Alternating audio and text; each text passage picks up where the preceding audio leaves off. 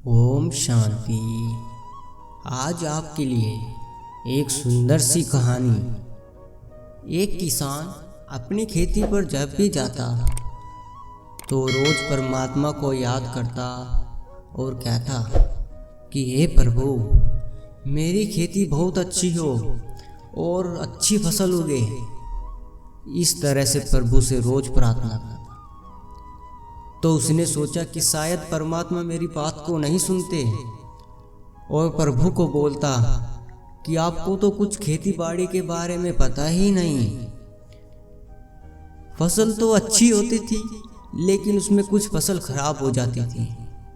इसलिए एक दिन उसने प्रभु से नाराज होकर झगड़ा कर दिया। प्रभु से बोला, कभी तो बाढ़ आ जाती है, कभी सूखा पड़ जाता है, कभी धूप तेज आ जाती है और कभी ओले पड़ जाते हैं।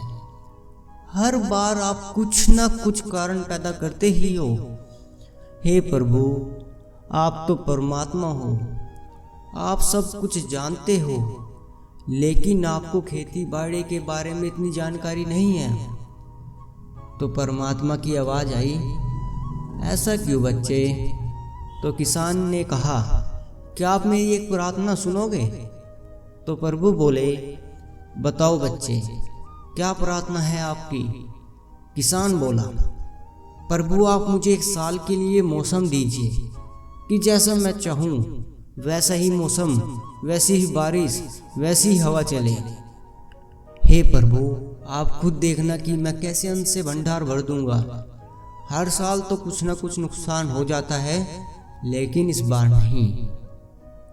परमात्मा धीरे से मुस्कुराए, बोले, ठीक है बच्चे, तू मुझे रोज याद करता है, इसलिए आज मैं तेरी तमन्ना भी पूरी करता हूँ। जैसा चाहेगा पूरे साल वैसा ही मौसम रहेगा और तू जैसे फसल को उगाना चाहता है वैसा उगाना, वह तेरी मर्जी। मौसम जैसे तुझे चाहिए वैसे तुझे मिलेगा, मैं उसमें कोई दखलबाजी नहीं करूँगा। किसान खुश हो गया, मन में सोचने लगा, किस बार तो मेरे मुताबिक मौसम होने वाला है। तो किसान फटाफट अपने खेत में गया और अच्छी तरह हल चलाकर फसल उगाया। गेहूं की फसल बोई। जब फसल को धूप चाहिए थी उसे धूप मिली और जब पानी चाहिए था तब पानी मिला। सब कुछ अपनी मर्जी से करने लगा। धूप आंधी बाढ़ तो उसने आने ही नहीं दी। समय के साथ फसल तैयार हो गई और बड़ी बड़ी हो गई और किसान की खुशी का ठिकाना नहीं रहा, क्योंकि इस बार इतनी फसल अच्छी हुई, कभी पहले भी नहीं हुई थी।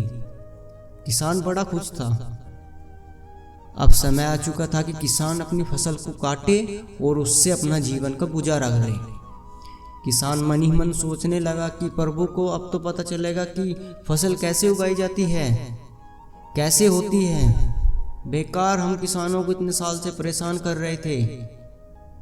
तो किसान पूरी तैयारी और खुशी के साथ फसल को काटने के लिए खेत में गया, क्योंकि फसल काटने का समय आ चुका था।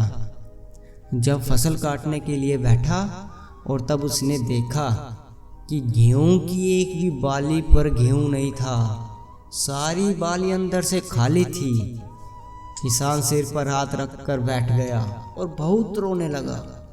और फिर परमात्मा को उसने कहा, हे प्रभु, मेरे परमात्मा, यह क्या हुआ? तब परमात्मा बोले, यह तो होना ही था। तुमने पौधों व फसलों को संघर्ष करने का जरा सा भी मौका कहाँ दिया। न ही उन्हें तेज धूप, आंधी, बारिश और ओलों से जूझने का मौका दिया। आपने उनको कभी भी चुनौती का सामना करने का मौका ही नहीं दिया और ना ही उन्हें अपने इन चीज़ों का एहसास करने का मौका दिया। इसलिए सभी पौधे खोखले हो गए हैं। जब आंधी आती है, ओले पड़ते हैं, बारिश आती है, तब पौधे अपने बल पर खड़े रहते हैं। वह अपने अस्तित्व को बचाने का संघर्ष करते हैं। इसी संघर्ष से जो बल पैदा होता है वह ही उसे शक्ति देते हैं, उसकी जीवटता को उभारते हैं और उससे तुम्हें अनाज मिलता है। लेकिन तुमने करने ही कहाँ दिया। मेरे प्यारे दोस्तों, यह कहानी हमें यही सिखाती है कि संघर्ष के बिना जीवन में सुख नहीं। अपने लिए प्यार और दूसरों के लिए दया, रहम भाव और खुद के लिए संतुष्टता होनी चाहिए।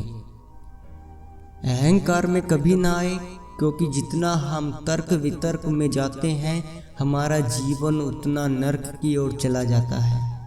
सतर्क रहे, तर्क वितर्क से दूर रहे। जीवन सुंदर है, उसको खुशी से जिए। समय के अनुसार समय के प्रतिफल हम अपने आप को ढालें। जीवन में जो भी मुश्किलें हैं, जो भी समस्याएं आती हैं, उसका सामना करना सीखें। हर बार न कहे कि यह परमात्मा की वजह से मुश्किलें हुई हैं। नहीं, परमात्मा सुख का सागर है, वह कभी दुख नहीं देता। उस किसान ने एहसास किया कि जो होता है अच्छा ही होता है। अगर एक पेड़ तूफान से, हवाओं से बिल्कुल सामना नहीं करता तो उसकी जड़ कमजोर हो जाती है। कहने का मतलब है कि जो मुश्किलें हैं, परेशानी आती है, उसका सामना करें। अगर सामना नहीं करेंगे तो हम कमजोर हो जाएंगे। इसलिए समस्या से डरे नहीं, क्योंकि कहते हैं ना कि जो डर गया वो मर गया। जीवन से डर को निकाल दे, विश्वास रखिए अपने ऊपर और भगवान के ऊपर।